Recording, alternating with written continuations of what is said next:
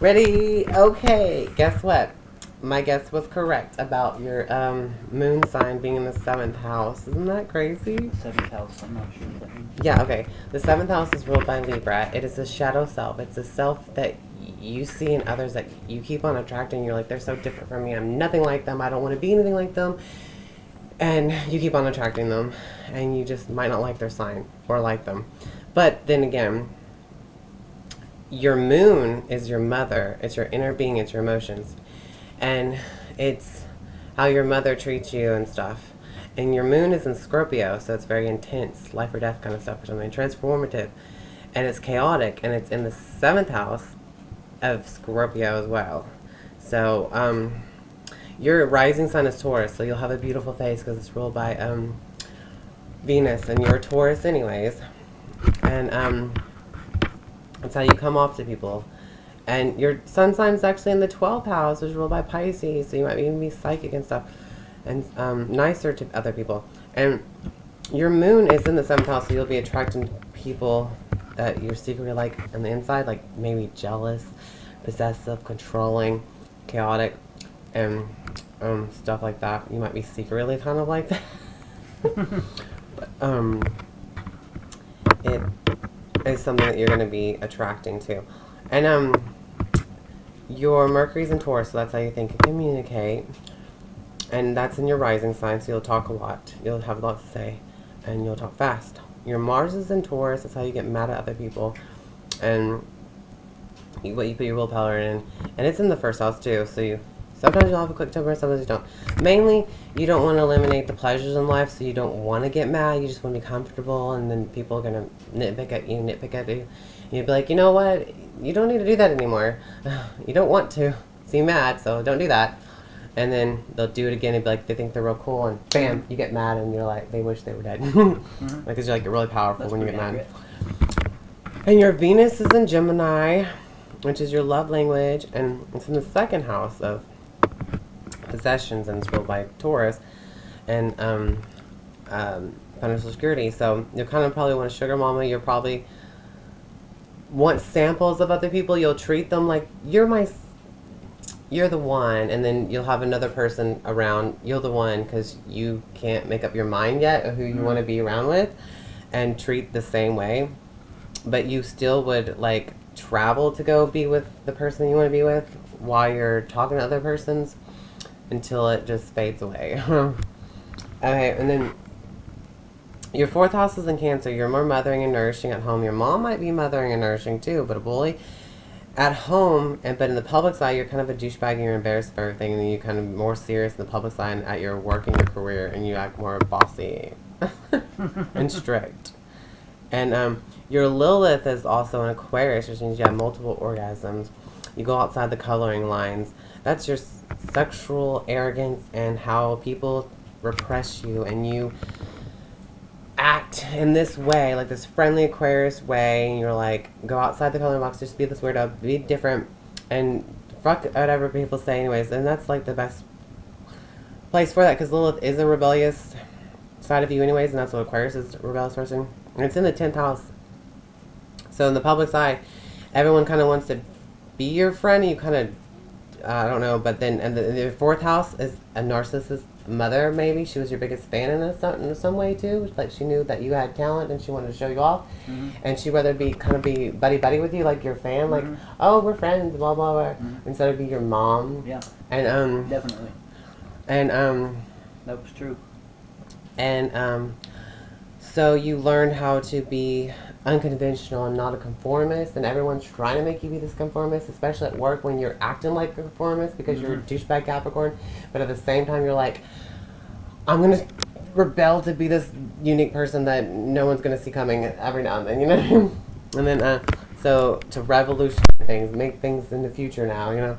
And then like your 11th house the same way, you're like this really good friend with everybody, and your 12th house is in Pisces, your sun sign is there, so your 8th house is in Sagittarius. That's your death house, sex and transformation. That means that you might die in a foreign land. And also your Neptune, oh my god, no way. Your Neptune is in Sagittarius since the 8th house. This means that you might die of poison, a drug overdose, suicide, or drowning.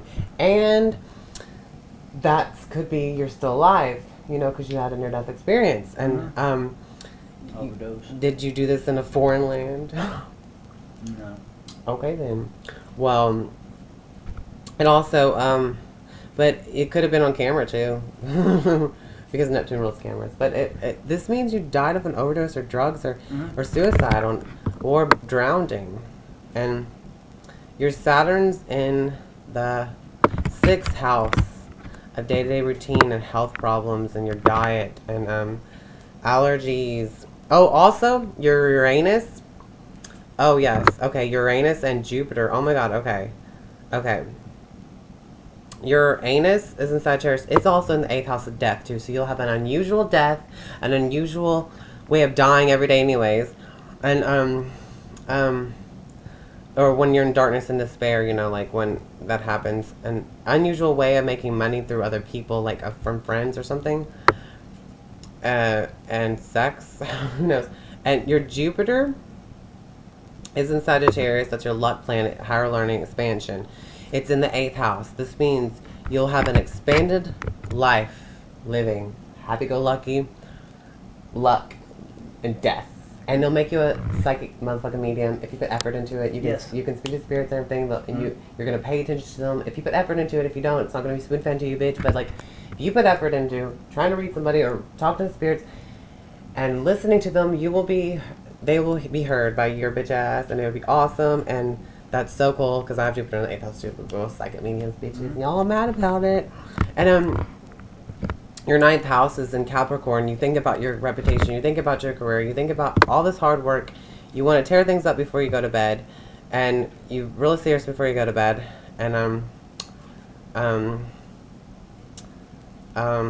then you wake up like 3rd house Cancer, all mothering, nourishing, family oriented. You know what I mean? Mothering, nursing. That's what you think about. The first time you wake up, you think about your kids and your family, your mom, and that's what you come and you talk like you're intimate, how you speak, and if you write stories, it's very emotional. And your hands are Cancer sign hands, and your water hands, healing hands, because that's the 3rd house of hands, and it's your lips too. So you'll probably kiss like Beaker.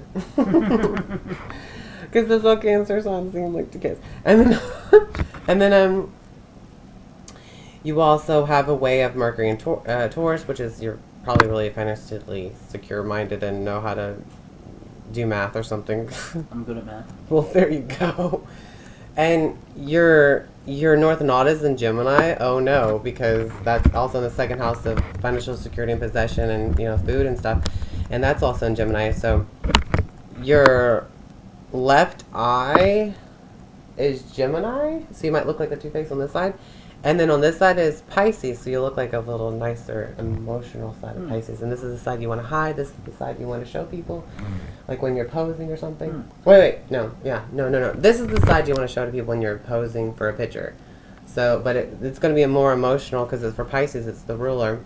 Wait a second, no, this is the side you want to show everybody. This is the side you pose, and this is the side you hide. So which side is your actual posing side that you think? Probably on the left side. This side?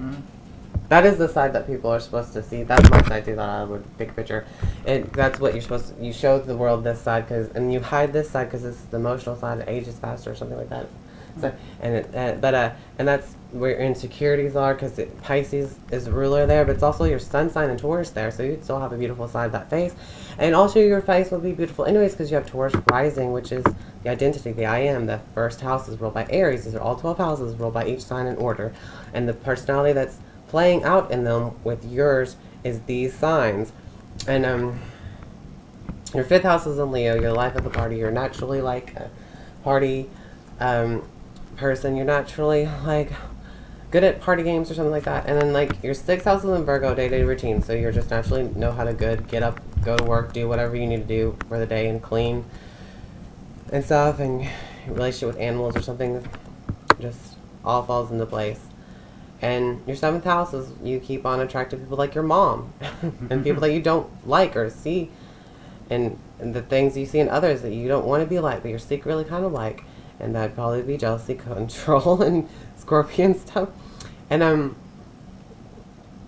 Your Pluto's in Libra. You like to, you don't like to be alone. You like to, when you isolate yourself, you get someone to isolate yourself with every day in 6th house of day-to-day routines is what it means. You isolate yourself with somebody else, your partner. You just want to be with them. You know, That's true. just when you're like when you want to be alone, you're around somebody. Mm-hmm. Not like I want to be alone, get lost. But Yeah. no, I want to be alone. Come on in here. Yeah. Some bullshit. Yeah, that makes sense. That's how you would kind of be. And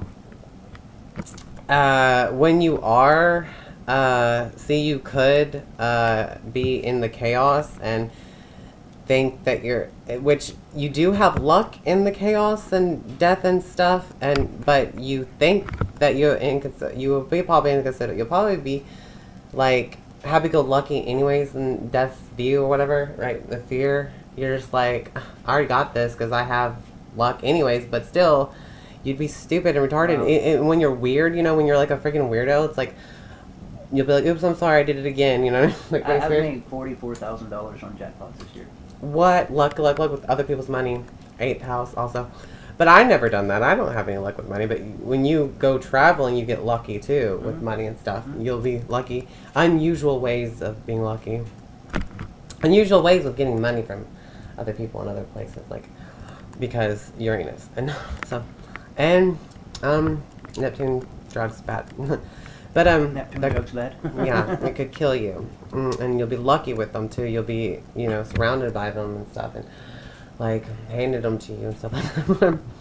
But whatever. And then your whole purpose is to be financially secure and stable, which is you lack this. You keep going back after this over and over and over. And also, Geminis are the people you learn things from. This is your purpose: is to be more multi-dimensional, multitasker, good with your hands and communicating and being a public seeker, and know a bunch of neighbors and siblings and stuff. This is your purpose in your life, is to have this, and financially probably maybe secure your siblings or something, or some lack with that. I don't know. Like I'm not good with any of my siblings. Like, Okay. We're not friends anymore. I Aw. mean, really, like, But then again, since you know, with those Geminis, you'll learn a lot that you never knew you had, and it's like the part of you that needs to develop. And even if it's psycho and crazy, I don't know, but you'll love those Gemini people though for some reason. oh, yeah. You'll be I like, don't know oh, why. that's probably your favorite sign, even though like Yeah, no shit. My best friend growing up was Gemini. you probably like Taurus too. Yes.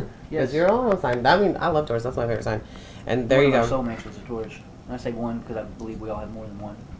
There you go. And more than one, which is Venus and Gemini, means you like samples of other people, and you want samples of each and every, you know, kind of like a player, cheater. It's Venus and Gemini actually, but Before I got married, they would have called me a fuckboy if it was these days. huh. Yeah, I was a player back then. Player, Jim, and it's also you probably want to be. You're looking for somebody who has financial security. You probably want to get them for their money, go out them for their money or something. That bad. That's kind of a Taurus thing, anyways. Money hungry, greedy ass bitches. No, it's not what I am. I'm probably one of the most caring and sharing Yes. persons I know. That's wonderful. I won a $5,000 jackpot and and the next day I had no money because I gave $1,000 here, $1,000 there, put $1,000 in savings, bought a car. That was what I'd done with my last one.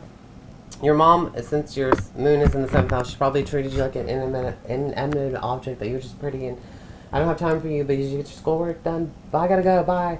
And you're just a person on a shelf. I was a basically. baby for 8 years, and then when my sister was born, my mom had 5 boys. I was the 5th. Okay. And then my little sister was born Oh my gosh, when I was 8, Mhm. and then I was kind of just like you said, put to the side, like forgotten about.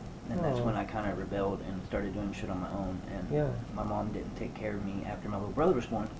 7 kids, me being the 5th. Then my little sister when I was 8. So I had 8 years of this. Oh, you know, I got my way. I mean, anything I wanted, I got it. And Yeah. Then just forgotten about, literally. Yeah. And so by 11, I'd already gotten a Yeah, mother nourished, and then also put to the side all this. And I'm listening. a scrambled mix. And then you keep on attracting people like just like your mom. Same moon in 7th house. Let's see. What is okay? Your crown is in Taurus. That's how you heal yourself. You think it's all perfectly fine. It's financially secure. Everything's comfortable. and it like splits open again. You have to get stitches once again and heal over and over and over. Once you think it's perfect, it's always going over there. Thing. Your Ceres is in Aquarius. This is what people come to you to heal from through you. They need this, and you're naturally like this towards everybody. It means you're a true friend. You're a knowledgeable person. You're a futuristic transcender. You social media, whatever. People come to you for this Aquarius stuff. Amazing stuff. And your Palace is in Capricorn, so at work, you really creative. They're tearing things up and building them like cars or some bullshit. Your Juno is in Pisces. Oh, you want to marry somebody as really nice as you and spiritual and all that good soulmate stuff. And your Vista is in Taurus as your gift, anyways, to be basically probably secure with that. I don't know. Something stable. I don't know. Your Fortune is in Scorpio. Wow. That's how you already have Uranus, and I'm rambling and I'm not making any sense. But let's see what they say about your death. Oh, look, it even says Jupiter in the 8th house. He is interested in the occult. He can work in the field of associated with death, and e.g. as a funeral director, marriage, can help financially the spouse having money.